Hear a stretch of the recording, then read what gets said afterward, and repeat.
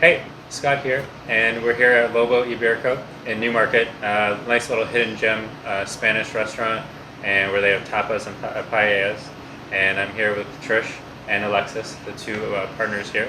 And so it's been great getting to know them, and we're going to want to tell you a little bit more about what they're offering and what you can find here. So thanks for joining me. Appreciate you guys taking out the time, and we'll just jump right into it. What's the most popular tapas that you guys have here? So I would definitely say our flaming garlic shrimp is one of the most popular. Okay. And it's not just because it smells out of this world, but because it's sort of like dinner in a ship. Okay. So It comes out of the kitchen on fire. Okay. Everybody's always trying to scramble to get their cameras out to take a picture. Yeah. But that one is always one there's nothing left in that plate by the time it's done. Really? No. Okay. Yeah. Nice. And then another one I would say would be our stuffed mushroom caps. Nice. They're stuffed with manchego cheese and shallots, Okay. and that's something that usually people make quick work of that one too. Absolutely. Yeah. Yeah. And then just for someone who's maybe a little bit newer to Spanish food, can you explain like what a tapa is for them? Yes, I know. So tapa in our time now, Yeah. we consider it like little dishes that we share. Okay. So they'd be, if you're going to order meatballs, that's what it is. It's not an entree. It's not a main course, and you make up your meal as you go along. So Okay. everybody picks their favorite. It comes to the middle table, and then everybody shares. And that's Okay. kind of the socialness of It's the more eating. like sharing plates. And that It sort of is, thing. but originally tapa translated straight to Spanish means lid or cover. Okay. And so what it was is years ago when you were traveling and you stopped at a tavern, you didn't want dust or anything in your ale or your wine, so Yeah. you would cover it with a slice of cheese or bread or that kind of thing, Okay. and then you would start nibbling. So that's kind of where the tradition of tapa came from, because tavern owners quickly realized that people wanted a little bit of a nibble with Yeah. their ale or their wine. So that's how we know it today. Makes sense. Yeah, it does. Yeah. It does. Yeah. Yeah. And then going from there, I know paellas. Am I saying it right? Paella. Paella. Mhm. They're pretty popular too. So, what's the most popular paella on your menu that you found? Well, paella for a restaurant is actually quite complicated to produce because they're made from scratch. Okay. So it's kind of rare for a restaurant to have 4 flavors that we serve every single day. Okay. Usually a restaurant that does paella will do it once a week, Okay. and it'll be sort of the chef's choosing. Special, yeah. Right. Yeah. But I wanted to do paella kind of like a pizza. Okay. So the way that we size them with the small, medium, large addresses that. So like a small will feed 2 to 3, Yeah. a medium will feed around 4 or 5, and then a large will feed about 6 or 7. So Okay. so that kind of thing. So Yeah. so you're sharing. You're always sharing. Yeah. Yeah. So we do a vegetarian, we do a chicken and vegetable, a seafood and vegetable, and then what we call a mixta, which is all in, Okay. which is everything. Okay. What do you find people tend to gravitate towards when they come in, or if they're trying it for the first time? Well, we do half price paella Tuesdays, Okay. which is a dine-in or takeout situation. Okay. We don't mind either. Yeah. I find in that case we go through a lot of seafood and a lot of mixtas Okay. during the week and the weekend, because that's kind of when the new people are coming to Yeah. us. Yeah. I find chicken. Chicken. Would you say? Yeah. Yeah. Chicken. Chicken think- is a safe thing, I guess. And vegetarians always, for our vegetarian friends, or even if, you're having a party here and you want to do one chicken paella, and then they'll usually put a vegetarian in, just because not everybody wants to eat meat all the time. Yeah, that's you know. Well, same goes for seafood. I mean, Yeah.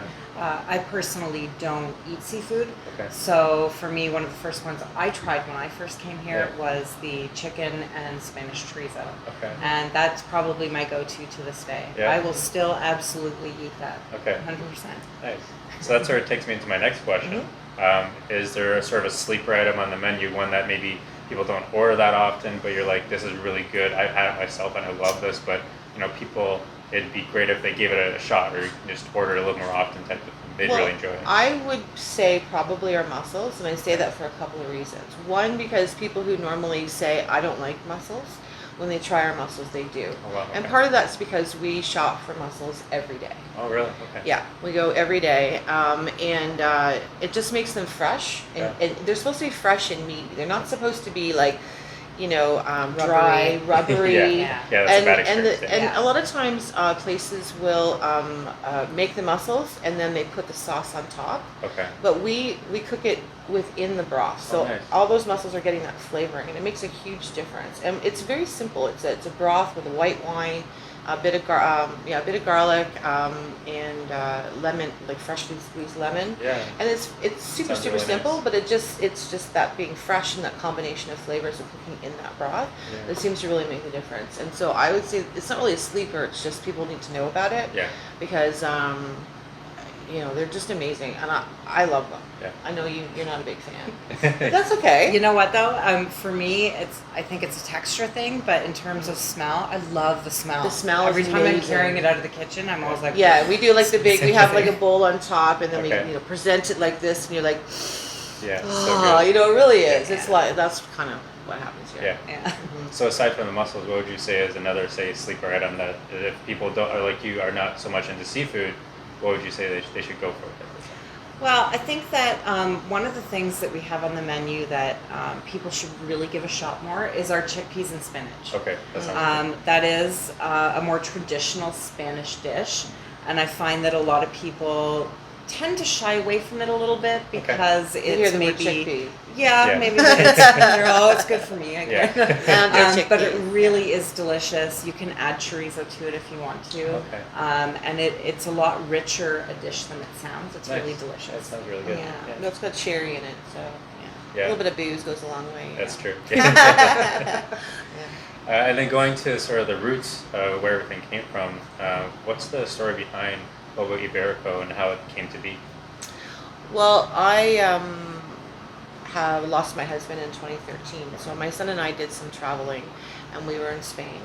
Our son was about 20 at the time, and he's into archaeology digs and that kind of thing. So he was very excited about the Roman ruins and stuff like that. But I really just I really understood the culture in Spain and the sharing and the fellowship when you eat together and just the fun of the different dishes and trying this and trying that, and it just really resonated with me. So when I came back, that's kind of, I wanted to open something here in Newmarket specifically, because I do find people tend to commute a lot to the city. Yeah. And once you come home, you should be able to find a decent restaurant that's a little different, Sure. maybe culturally different, or you've been to Spain, or you want to go to Spain, and you shouldn't have to travel that far. And then Alexis came on board in April, because we're making plans to move Lobo, Okay. and it's nice to share the work. Yeah, for sure. Yeah. And it's a lot of fun as we move to our next step. Oh, So that's exciting. So talking about the new location, when are you guys anticipating moving, and what are the plans for that location? I think you've told me before that it's going to be a little bit bigger. Yeah. Do you guys have any additional plans from what you're doing now, and what's that going to look like? A little bit. Yeah. I'm sort of feeling very secretive right now Okay. about some of the things Sure. that I've been thinking about, but Okay. I think most certainly you're going to see us moving in next month. Okay. Date to be determined still. Yeah. I think that one of the things that we decided when we were moving is we never want to hear the words, they were so great until they moved. Okay, Yeah. yeah. And so we were very careful in planning out how we've been designing the space and making sure that we still bring the ambiance, the warmth, and like what has made us Lobo Yeah. to this new location. So the it's going to be fun. yeah, the Yeah. one thing we That'd want be so people to fun. know is Yeah. that it's still us, Okay. just in a little bit of a bigger space. So less reservation disappointments. Yeah, sure. Yeah. Yeah. And I think that we're going to be able to have some bigger parties too, which good. would be really fantastic. Yeah, that'd We're be really really good. excited about that. We like Yeah. throwing a good party. Absolutely, and it gets a little tight in here, so Yeah. it's nice to have a little more. I mean, we love it here, Yeah. but it's time for us to take the next step. Makes sense. That's exciting. That's Yeah. really exciting. Yeah, it's amazing, and we have a disco ball there, so who Oh, doesn't even love a better. disco There ball? you go. Makes it extra exciting now. Exactly, That's great. exactly. And then looking forward, then with the new location, the move, and everything, do you guys have any events planned coming up in the fall, and then going a little bit into the winter? Or what's coming up for Lobo Beer? Well, next month will be the third wine and tapas pairing of Nice. our fall series. Okay. So I'm really excited about that. It will have a Christmas theme, so Nice. Christmas in Spain. Okay. So it will be very festive, very warm. Trish works with the chef to prepare the special menu for that. Okay. And it always features things that are not on our current menu. Yeah. So people that are avid Lobo lovers, they're guaranteed that when they come to that event, they're not going to find something that they've had before. Okay. So they get to enjoy something new. The LCBO does our pairings Oh, for really? us. Okay. That's So They do an amazing job. Yeah. Okay. Yeah, they always find something special. I like working with them because if you do find a new one that you like, it's Mhm. easily accessible. Yeah, that's Also, true. they know what's coming, Yeah. and they know, and they go to classes all the time for the tasting. So Sure. the one that we use, she's just amazing. Yeah. She has such a great palate, Oh, nice. and she always just perfection right to every dish that we do. Really? From Okay. sweet, savory, all of them. Just Yeah. amazing. And Trish works really hard for those too because she will sort of do a little bit of research into the theme.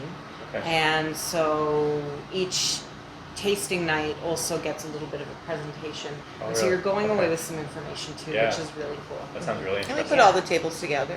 Okay, It's a more party. like a very group. Yeah, we have people that come that are on their own, Yeah. but they're not necessarily as part of a group, or Okay. we have larger groups. We're all together. That's interesting. have a lot of It's fun, nice to yeah. know what kind of experience to expect when you come. Yeah, to because this it's thing. not your everyday wine tasting event. Mostly wine tastings have to do with focusing on the wine, Okay. and then you might have some crackers or something like that to Cloud promise. yeah. Or something like that. Well, they say that, but a little munch. Yeah. But we actually do 6 wines Oh, paired really? with Okay. 6 tapas dishes, and Wow. they're paired for a reason. Okay. And we give you like a good portion. People are usually quite Pretty full. full We're even. pretty good at this. Yeah, We've been doing I it for bet. about 3 years. Okay. Yeah. So you guys are seasoned vets. then. Absolutely. Yeah. And then Spain, people don't know this in our modern age, but Spain was very significant in the way that the world was introduced to new foods. Okay. So, when you talk about 1402, when Christopher Columbus, went out and, whatever he did and then brought food back. Yeah. I mean, there was things like, can you imagine having an orange for the very first time? People back in the day, they thought it was an ornament Yeah. until it started to kind of, get funky. Yeah. And then they realized it was a food. And Oh. then they introduced it to the rest of Europe. And then the rest of Europe now reintroduced it to the rest of the world. So it's just, and because of where Spain is, it was a great trade route Yeah. because it has 2 oceans on each side. And the Iberian Peninsula, which is what Lobo is named after, the wolf there, Yeah. is a very natural fortress. Okay. So that's why it was invaded 7 times. Oh wow. And yeah, I mean, it has a huge history. I can imagine, So, yeah. so that's why I talk about it when we have our wine tastings, Oh, because that sounds I'm really fascinated with it. Yeah. Yeah. And it's just been a curious journey for me to learn stuff about Yeah. like where did figs come from? What did the Romans contribute? What happened with this? That kind of thing. Because nothing was in a bubble in Spain. Everything. Each time they were invaded, it got added to. Okay. And so food became religion. It became, Yeah. if you think about when the Catholics took over, it was just after the Muslims who didn't eat pork. Okay. So when the Christian, Isabella, the Christian queen, which was the Spanish Inquisition, we've all heard of that, Yeah. usually in a joke or something like that. But it was pretty serious because you had to prove that you were a Catholic by eating pork. Oh really? Okay. And your life could depend on it. So it's stuff like that where Yeah. I'm like, that is cool. Yeah. That is cool. Yeah, So that's true. We talk about that. Sounds like it's really fast between the food and then like the history that you're learning. It sounds like a really fascinating night all around. So And then we yeah. have wine, so that's always that always helps. Yeah, nothing Solve wrong with all that. so- world problems. Yes. Have a better wine. True.